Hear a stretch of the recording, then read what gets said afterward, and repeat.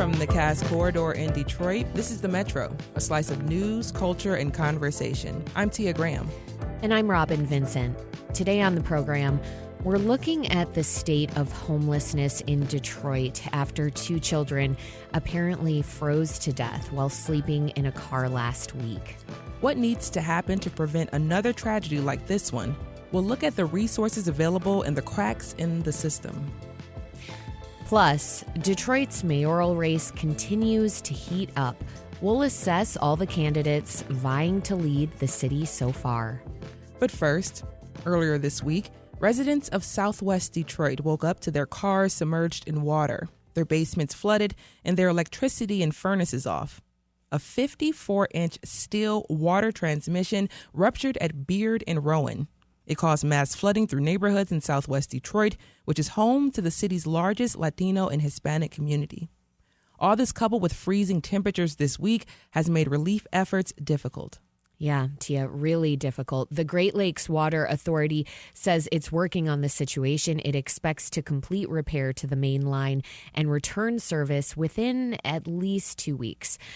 To learn more about relief efforts and how residents are doing, WDET reporter Brianna Tinsley joins us now. Hey, Brianna. Hi.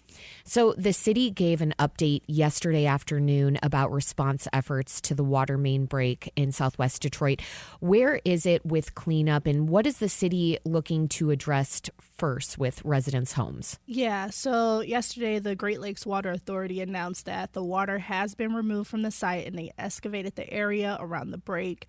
The first step the city is taking is inspecting the homes. The Detroit Water and Sewerage Department has already started knocking on doors and doing inspections. So far, 133 families have been relocated to hotels.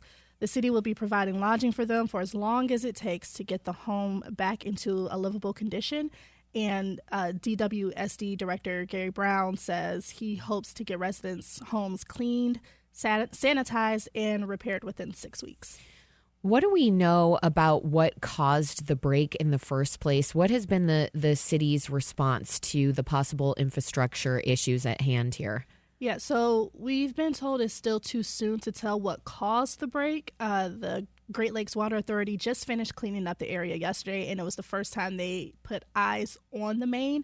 The pipe is about 90 years old, and GLEWA's CEO, Sue Coffey, says they do have an inspection program.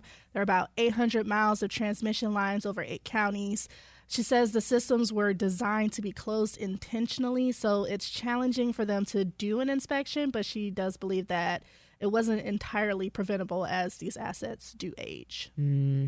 So during the press conference that you were at yesterday, what did Director Gary Brown say the mayor's response has been about finding fast solutions to residents and what they're facing right now? Yeah, he praised the mayor for his quick response. Brown says that Duggan made it clear that they will find a way as quickly as possible to work with GLEWA on the repairs, as cutting through all the red tape with FEMA and CDBG dollars would slow them down. The money for the repairs to the pipe and to residents' home are coming from the Water Department and the Water Authority. And Brown says he believes this route will help them address the issue and get the homes fixed fairly quickly. And Great Lakes Water Authority, or GLEWA, owns the 54-inch water main that ruptured. Where are they exactly in the repair process? Has there been an update on when to expect a complete fix? Yeah, so as I said, GLEWA, they just finished cleaning up the area yesterday. We do know that based on the current conditions, it's anticipated that approximately a 12-foot section of the pipe will need to be removed and replaced, and that replacement should be delivered sometime today. The timeline for the completion of the repair and returning the main to service is expected to be about 2 weeks. Okay, and this has me thinking about residents and how this has been a massive disruption for folks. What are you hearing on the ground from residents or community groups? What do the relief efforts look like? And is there any word on where residents are finding shelter? You mentioned some have been taken to hotels. Yeah, so the city is providing the hotels for anyone who was displaced with Sonesta Extended Stay Hotel. And they can stay there as long as it takes to get the water, power, and heat restored in their homes. As I said, the city is doing inspections to see what the damage is, and they're hoping to start contracting out work for repairs next week. But there was a lot of damage. The last update we received, there were 72 houses without power, 174 without heat, and 190 basements that were flooded. But the city's vowed to do all the repairs. Any losses or damages that insurance won't cover, the city will pay for, and that's including repairs to cars that were frozen on the street. So anyone impacted in need of assistance can call 313-774-5261. It's a 24-hour hotline, and they can also file claims on the city's website at detroitmi.gov/DWSD. Brianna Tinsley is a reporter for WDET. She's been covering the water main break in Southwest Detroit. Brianna, thank you so much for your reporting. No problem. Thanks for having me.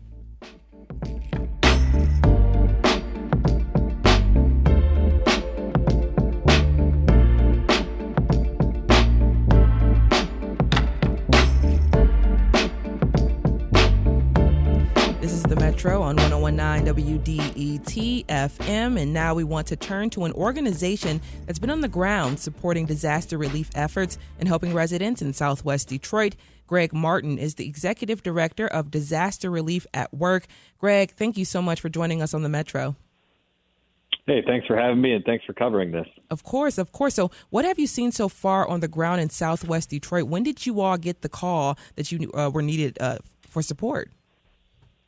Well, the world is a crazy place. There was massive flooding in Tennessee and Kentucky this weekend, and our team has been on the ground there trying to get supplies and resources to people who need it. And I personally got home Monday and thought I would have the day off. And a couple hours after, we got a call from the the representative at the Homeland Security for the state of Michigan. She is our connection, the volunteer agency leak connection. And she said, hey, this flood happened. The water main broke. Could you provide cleanup supplies for all the households that were impacted by this? And so we got to work and we're working alongside a lot of really good people in Detroit trying to get stuff into the hands of the people who need it right now. Yeah. And with over 200 homes impacted, what is needed most at this time, or is it just a blanket array of things that are needed? Yeah, it's a blanket thing. You know, our organization is going to be providing the cleanup buckets for all 190 homes that were impacted. We're delivering those in the next 24 hours. We're working alongside the Detroit Disaster Recovery Group, which is kind of handling case management in this area. Forgotten Harvest is providing some food, and we've kind of set up a distribution point with all things about 8 miles from the actual neighborhood itself, because obviously the neighborhood has its own challenges, and so we're distributing out from a little further east to the families that were impacted by this. But honestly, this is not a situation where you flood homes and you get back in a week after you clean it up. This is going to be a weeks-long, months-long process for a lot of these families. And so the needs are going to be the long-term things like the furniture that's destroyed or the appliances that have to be replaced. I mean, this is going to be a long time. That was right. One of my next questions, actually, is because we know that it's going to take at least 2 weeks to completely fix the broken water main line and restore services to home once again. So, just talk about that support, like you said, of supporting during the time before we get the services restored, but then afterwards, making sure that homes are clean and sanitized once again, like we just heard from the director of the Department of Water and Sewerage. How do we continue that support? I would encourage people to either look at drawbuckets.org, which is our organization, Forgotten Harvest, which is helping with food and supplies, and then the Detroit Disaster Recovery Group. All those organizations are easily accessible online. But the needs are going to be things like people who are hit by this have to file paperwork. This was Hispanic communities. There's probably going to be needs for interpreters to help with that process. There's going to be needs of the litigious stuff that takes time, and then even the intermediate, like, okay, they're staying in hotels, but like, what was their life supposed to be? Like, where do these people work and how are they getting there? Now their cars were frozen, and what is school like for the kids that were impacted? There are so many tentacles to the impact of this particular flood because it's going to take a while, because it's not just water in the homes, it's infrastructure, and furnaces have to be replaced. And, it's 0 degrees outside. So those are some of the impacts that we're looking at to try to continue to assist the areas. we can get them the cleanup supplies right now, and we're going to do that, like I said, in the next 24 hours to have them on the ground for everybody. But the rest of the stuff, it's going to be a long journey. And Greg, just staying on that for a moment, because that's one thing that we've really been interested in, but talking about, is the fact that this is a community, our largest population of Latino and Hispanic folks in Detroit. So talk about the unique experiences, or if any family members that you've spoken with, and in ways that you can really help them with resources. Because once again, this is a unique situation that we're dealing with in Southwest Detroit right now. Yeah, and I would encourage the neighborhoods surrounding to be a support. One of my go-to lines is that at the end of the day, all we have is each other. Stuff comes and goes, and if we're Detroiters, I know every small community has its character, but Detroit as a whole, at the end of the day, all we have is each other. And so a lot of these people who had to take time off work, they're having to reconfigure their lives. There's going to be a need for, neighbors to pitch in. There's going to be a need for coworkers to be able to cover. There's going to need to be some patience with people who, if this is 200 people, what is the reach of the people that are in their world, and what is needed in Detroit? I mean, this is a Detroit radio station, so people listening, in theory, are their neighbors. Can we reach out and help, not just this week, but in the weeks to come, to help these families kind of start to piece their life back together? And Greg, Disaster Relief at Work, or DRAW, Waterford-based nonprofit organization here in Michigan. Can you talk about some of the additional support efforts that you all provide outside of being on the ground with disaster help? A lot of times we put together volunteer teams. That's what we have a team down in Tennessee right now after that flood. We will work as needed and alongside all of the other organizations to try to put teams on the ground. If there's additional cleanup, and obviously there's contract work that will go out, but extra hands, extra distribution partners, potential mobility assistance.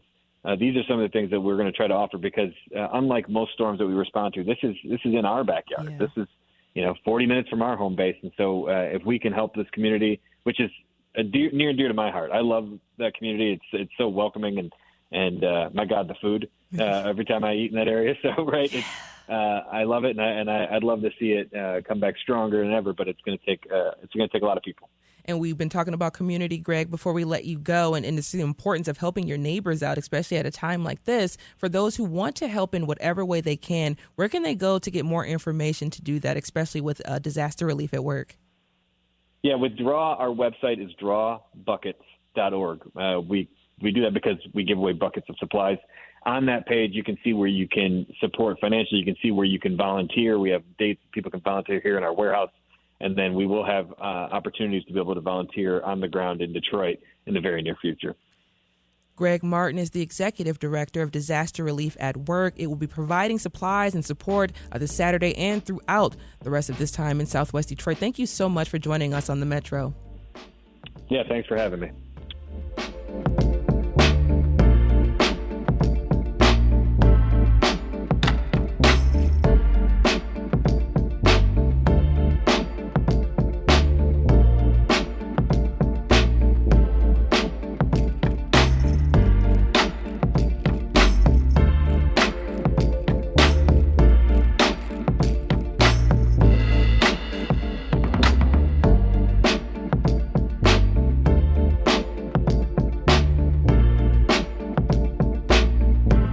WDET Newsroom. A backyard poultry farm in Monroe County is the latest Michigan flock hit by the highly pathogenic avian influenza.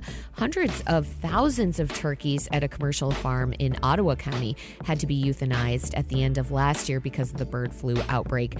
But the disease doesn't affect just turkeys and chickens. The Michigan Department of Natural Resources says the virus is killing wild birds too.